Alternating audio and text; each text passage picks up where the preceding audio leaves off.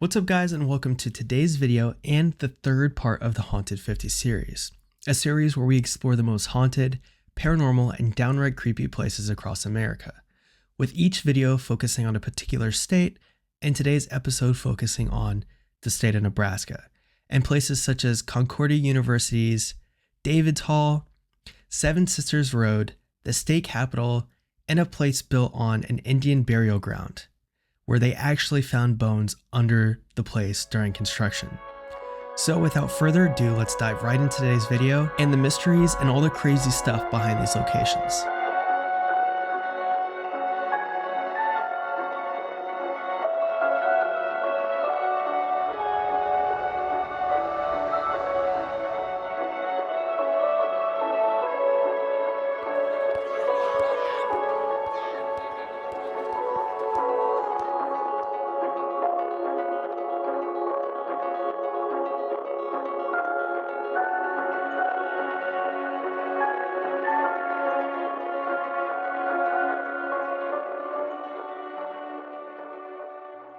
First on the list is a place in Fremont, Nebraska, and it's actually called Barnard Park.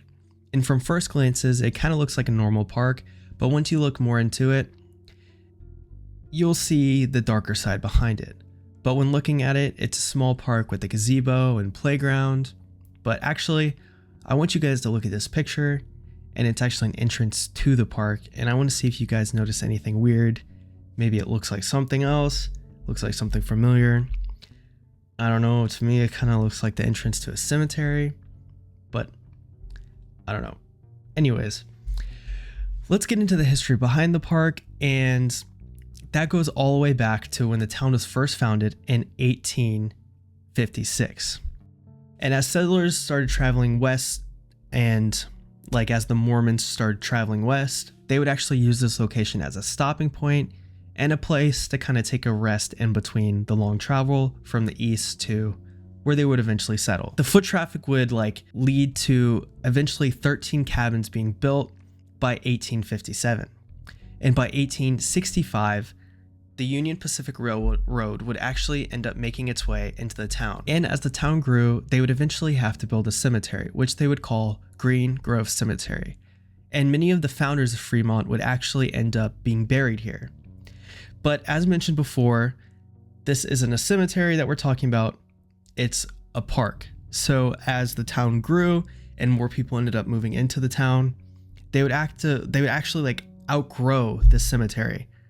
So that would cause a lot of problems, and they would end up opening a new public cemetery in 1878, right outside of the town. And that would be called Ridge Cemetery. And because Ridge Cemetery was so much bigger, they actually decided to move the people from Green Grove Cemetery to Ridge Cemetery. And adults would end up costing $3.50 to move, and children would cost $3 to move. And they would end up moving them across town to the new cemetery. And this would actually lead to a vacant piece of land in the middle of town. So after all the graves were moved, the town decided to convert it into the park that we're talking about today. But because all the people were buried so long ago and the age of the cemetery is pretty old, some of the graves weren't marked correctly, leading to definitely some of the bodies being left behind during the move. And because of all these weird things and the unmarked graves and all that stuff, people have witnessed a lot of weird things, from hearing women scream, and especially this one woman, she is actually heard pretty common screaming and crying trying to find her lost daughter. Others have went to the park and heard children scream and cry, and just all kinds of weird things happen at the park. And on top of all this, there was a paranormal investigation group that would end up visiting the park, and they would record some weird things, and I'll actually play that right now. I got home that night and looked at the footage, and much to my surprise, there was a shadow man standing next to the bathroom door on the left. You can see him standing there.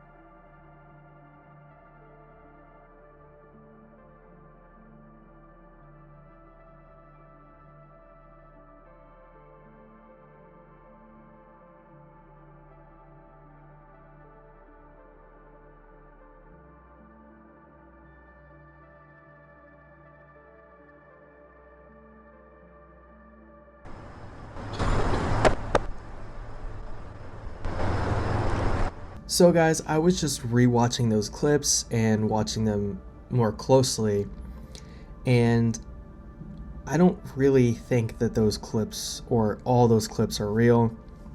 And I was going to put a little text thing, but I feel like this is better. I just feel like some of them are too good, if you know what I mean.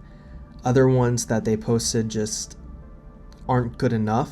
Like, it'll just be a small sound and they'll be like, yep, that was a woman talking or a man talking. Or like that one clip of the man walking across the field or the sidewalk. It just looks too good, if you know what I mean. And whether or not you admit that it's real, you gotta admit that all this stuff's weird that they caught, and especially that they were ended up like getting on the news. That's even weirder. But that helps solidify itself as one of the most haunted places in Nebraska, with us now moving on to Ball Cemetery. And while Barnard Park is no longer a cemetery, Ball Cemetery is still a cemetery to this day and is actually one of the oldest cemeteries in the state, with its graves dating all the way back to 1869. And they consist mostly of the Ball family, which kind of makes sense, and hence the name Ball Cemetery. And even though the cemetery was first and has gravestones marked all the way back to 1869, the Ball family still owns it to this day. And some people visiting have said that like the Ball family's super cool when they came and visited, but it is private property, so others have like mentioned that like these people aren't friendly, they don't want you on the land, they don't want you there, which I mean, it is their family grave, so I kind of understand.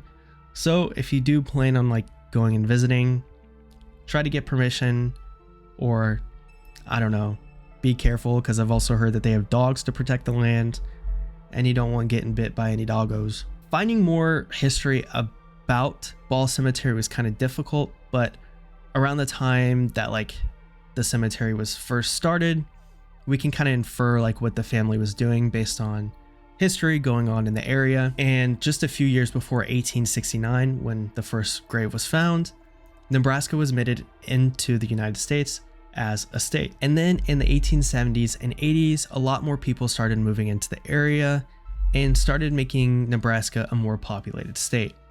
And this was because farmers found that they could actually have really good crops here in Nebraska. And this actually makes sense because the one thing that I could end up finding on the Ball Cemetery and the Ball family was that they actually were in a small pioneer town where they lived together on a farm.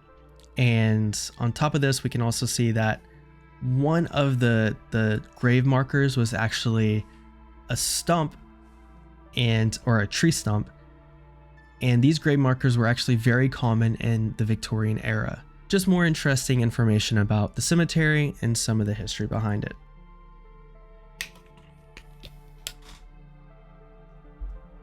And while many of the people actually buried in the cemetery aren't well known or popular people to people outside of the Ball family, and most of us won't know them, one of them was actually kind of a famous person because he hung out with a guy named Buffalo Bill, and he was actually good friends with him, and his name was Rattlesnake Pete. So with all this information in mind, and this actually being one of the oldest cemeteries in Nebraska, we can understand why it ended up on this list, especially after we look at some of the paranormal stuff that's happened here, with one of those being a tall man that is said to hang around the area.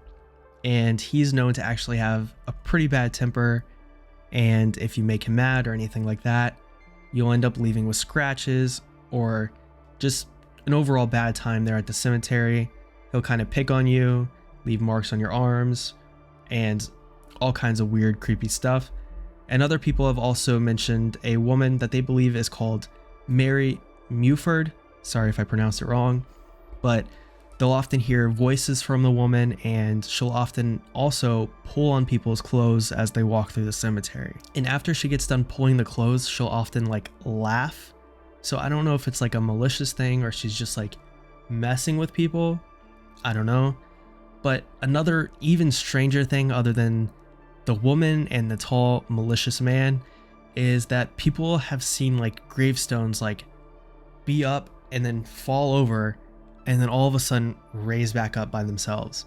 Which, like, bro, if I was walking through a cemetery or investigating a cemetery and saw that, I'd be like, I'm skedaddling out of here. I'd be scared, bro. And that is another reason why it ended up on the list. And next on the list is a place called Seven Sisters Road. And to be honest, I have no idea where the hell this road is. But after a long time, and I mean a long time trying to find where this road was, I ended up finding where it was. Because I thought that only locals knew where this place was, because locals, there's stories about it, all this stuff. And I found it. The road is actually called L Road or Road L or something like that. It's just difficult to find and was super vague on what it was actually called. But I just wanted to mention all that stuff because, bro, it was difficult to find. With that out of the way, let's start talking about the road. The road is actually a 3-mile road, and it starts at South 68th Road and goes all the way to the Nebraska City Power Plant. So, another little add-on clip here. I just found out that the road is actually much bigger than what I had said previously when I recorded it. It's actually like almost 30 miles long, and it breaks up and starts and goes throughout all 30 miles. And so honestly, I don't know what part of this road it actually happened on, because L Road is much larger than I thought, but I have it all. I think this is like the first complete documentation of that road being represented in a video or something when it's talking about the hauntings of this road. So I guess now everybody knows where it is, and I'm going to include clips of that road throughout different parts of the road. Now that we have like the general area of this mysterious road, let's start talking about why it's on today's list. So in the early 1900s, a young man lived on a farm surrounded by 7 hills. You guys can kind of see where this is going, Seven Sisters Road. And he lived here with his parents and 7 sisters. And because they really had nothing to do, they were kind of in a small area, lived all together. They were together all the time. And I don't know if you guys, spending all your time with your family can sometimes cause like some issues, some arguments. And this ended up happening. They would often get into arguments, and the man would often get into arguments with his parents, and he would go to his sisters asking for some advice, some like to be on his side, and they would often if not always, take his parents' side, and this would just make him even more upset. And this all led him to one day get super upset after an argument and leave the house and run into the nearby woods. And from this point, he would stay in the woods all day trying to figure out a plan and try to calm himself down. But I think he just ended up getting in his head, working himself up, and it got even worse. Because by nightfall, he actually decided and came up with a plan that wasn't really a good idea. He would actually end up returning to his house and lured each one of his sisters out of the house separately. And this was so he wouldn't get overpowered or anything like that. So he did it one by one and took each one of them to a separate hill around the area. And from this point, he would end up hanging each one of the sisters on each one of the 7 different hills. After all 7 sisters were dead, he would end up taking his own life. And to this day, only a few of these hills still exist, and this kind of makes people question the validity of the story and whether it was real or not. But whether you believe it's real or not, some of the stuff that happens on the road has been captured, and not only in video, but also in stories across the internet. So if it didn't happen, something still strange is happening on the road.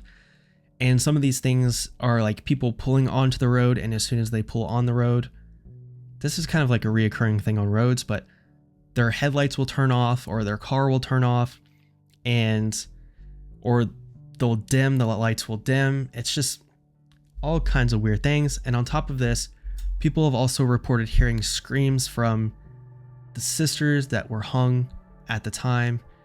And yeah, like I said, they still hear these screams to this day. And while these little stories are kind of creepy, I also found a story on Reddit where someone visited the Seven Sisters Road and had an even crazier encounter, and I'll actually read it. This is directly from a person called Happy Land Phil X from r/paranormal, and it's 60 years old. And they said, Seven Sisters Road is a county road just outside of Nebraska City. It's rumored that a farmhand went crazy and took his 3 daughters out and hung them on one of the 3 different hills along Road L. This is also like a different story that's often been told. Like, it goes between hearing the boy did it, the son, and as you guys heard me just read, the dad did it. But I think more of the story leads to the son doing it, and that's why I said the son did it. Now, after hearing the story about 1,000,000 times, me and my friends were completely sold. Me and 4 other friends piled up into the car and began to drive to Seven Sisters Road at around 8 p.m. We had another group of 3 different cars following behind us. Just like a horror movie, halfway through the trip, they all took a wrong turn and got separated. My group was completely unaware until we got to the spot at exactly 10 p.m. and got a few bars of service. We quickly hashed out a plan to wait for the second group before we fully explored.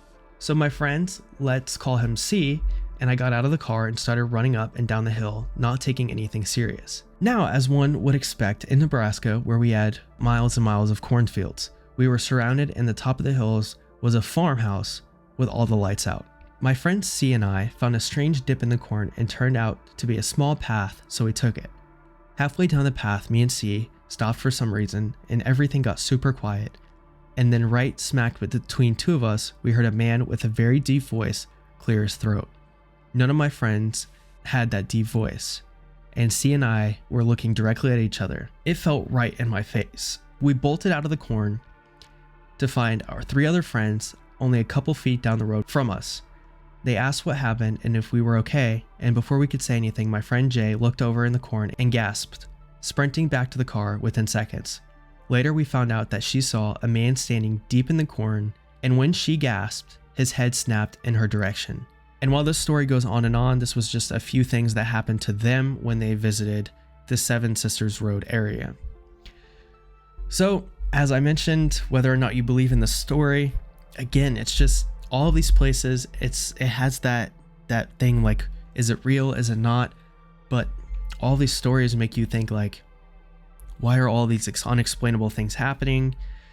Something weird must be going on. And that leads us to the next place on the list, which is Concordia University's David Hall. And also, like many of the other places in Nebraska, this goes back pretty far, and the doors actually ended up first opening in 1894 when they first started offering a 3-year high school degree. Herman Dyers, O.E. Bernecker, J.F. Goffner, and Peter Goffner, difficult words, especially for someone like me with a name like Simon, came together to make and open the school, and it would actually end up costing around $8,000, and they would also get 20 acres with that as well. And by World War I, the school would end up going from a high school degree program to now a college program, and also now offered a 4-year high school diploma. And in 1940, the first bachelor's degree was given to a graduate.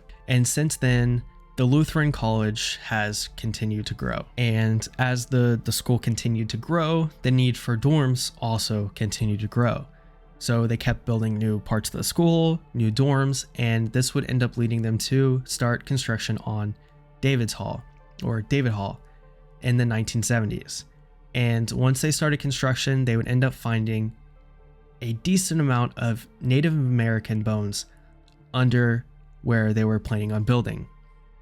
And these bones actually dated all the way back to the 1700s. And you know what they did? They took the bones, put them somewhere else, and continued building. So that's got to be great luck, as you guys will find out. Yeah. After the dorm was built, it was actually designated as a men's only dorm. However, as time went on, the college realized that this new dorm and the niceness behind it shouldn't be given to the men because they were just destroying it. And I don't know, I've been in a college dorm before, and both men and women cause a lot of problems, but you know, men are men. So they ended up changing it from a men only to a women only dorm, and this was just because the pranks and all that stuff, they just kept trying to one up each other.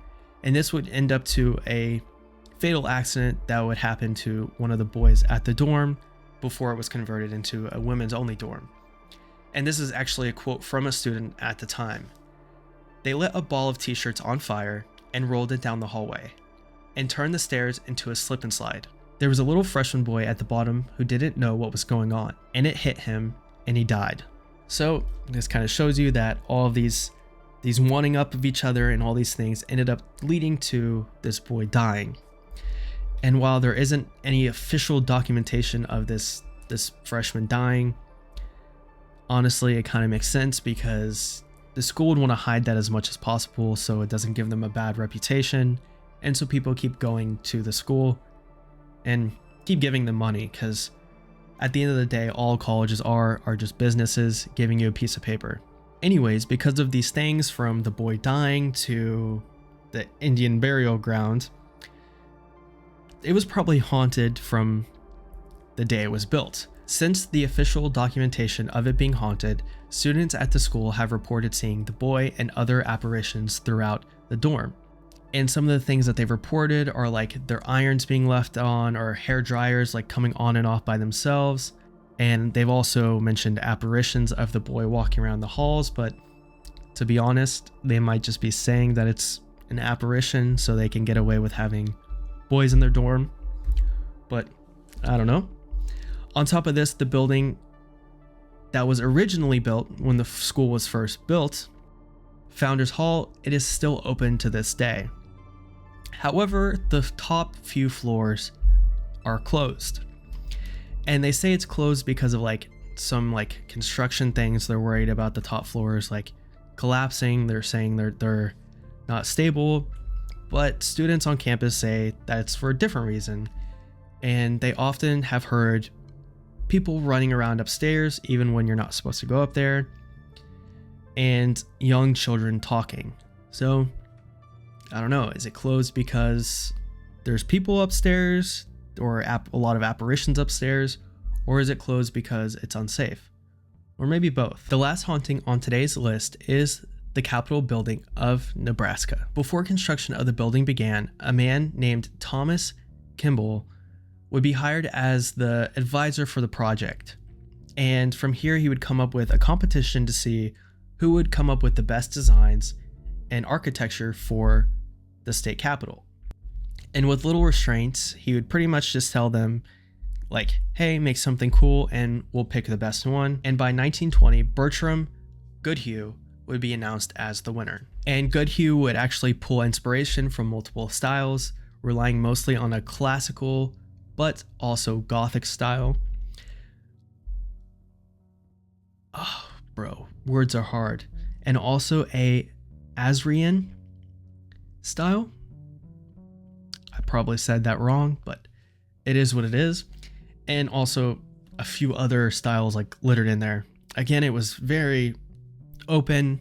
He had pretty much full reign to do whatever he wanted. So Goodhue would also hire a few people to help him once the design started happening. And one of those people would be Lee Laurie, I don't know. And they'd be designated to design the buttress and interior columns. Probably pronounced that wrong. And he would also hire Hildreth Mier to design the marble mosaics around the place. And they both did a lot more, but those were kind of just the highlights of what they did here.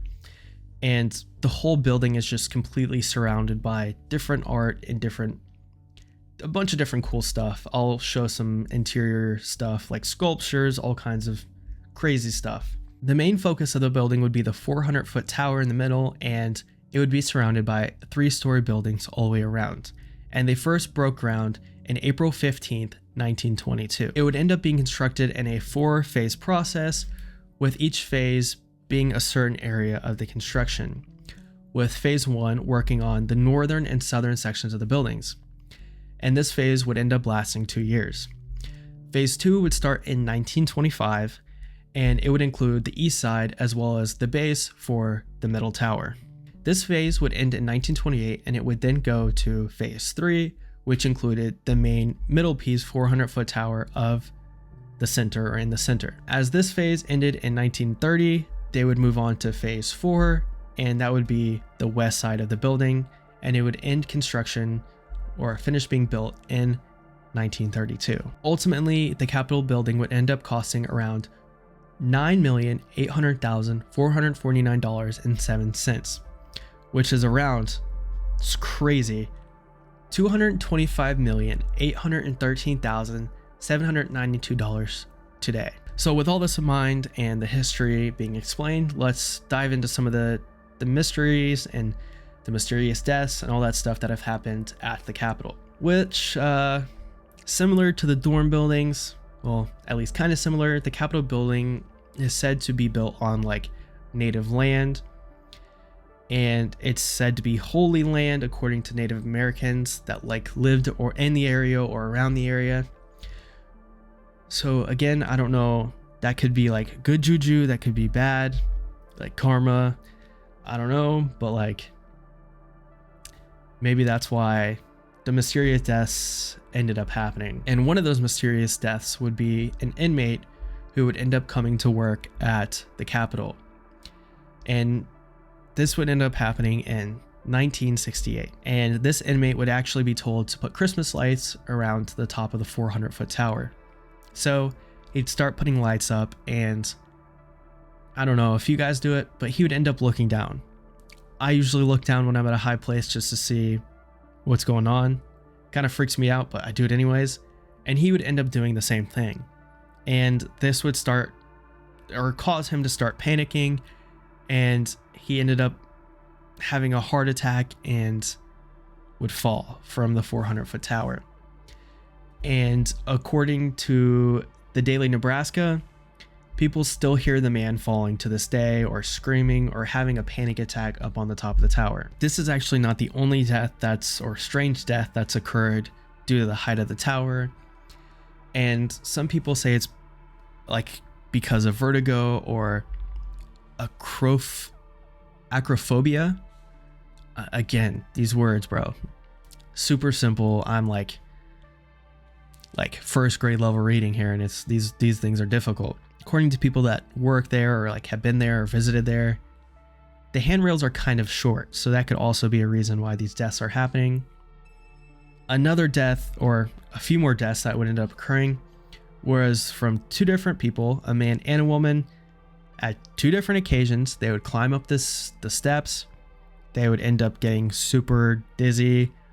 Something would end up happening to them, and they would end up looking down and falling, and ultimately leading to their death. And while a lot of official like records don't exist of these previous deaths, another death that actually was mentioned, and I found it in a newspaper clipping, was a man named Roy W. Cooler.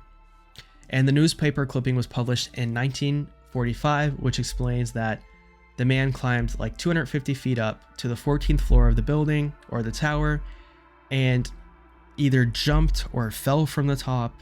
It's not really sure, or they don't really know what happened. And at 2:30 p.m. he would end up crashing through one of the ceilings and onto the desk of people working inside the building. The 2 people working were just 2 women sitting there at a desk doing work, which, imagine just sitting at a desk doing work and a man falling through the ceiling. That'd be crazy. And because of all these deaths and the possibility of actually being built on an Indian burial ground or Indian land, apparitions are seen throughout the whole building, and some people believe that these apparitions are the reasons why so many people, or so many strange deaths that have happened at the Capitol. And one of the main apparitions that people have seen is actually a black mist, which, if you know anything about spirits and apparitions and stuff like that, that's not a good sign. This black mist is mostly seen between the 12th floor and the bottom floor of the tower. And once people see it, it just randomly just starts disappearing, which, I don't know, so weird. And other people have also like talked about when they went down to the basement, they've like seen Native Americans down there. I don't know. It's just a bunch of strange things happening here. That all helps show why it ended up on the list of the most haunted places in Nebraska. And with that being said, that's the end of today's video. And if you did enjoy it, please hit that subscribe button so I know that you guys enjoyed the video and so you can see more videos like this in the future and possibly see your state being talked about. And also let me know what state you want me to do next, and I'll start doing the research and do a video about it. If I forgot to mention a place that you think is the most haunted in your state or in the state of Nebraska, please let me know and I'll include it in a future list or maybe make a dedicated video about it. I'm also working on other videos and a different series at the moment. So again, thank you guys for watching today's video. Don't forget to hit the subscribe button and I'll see you next time. Peace out.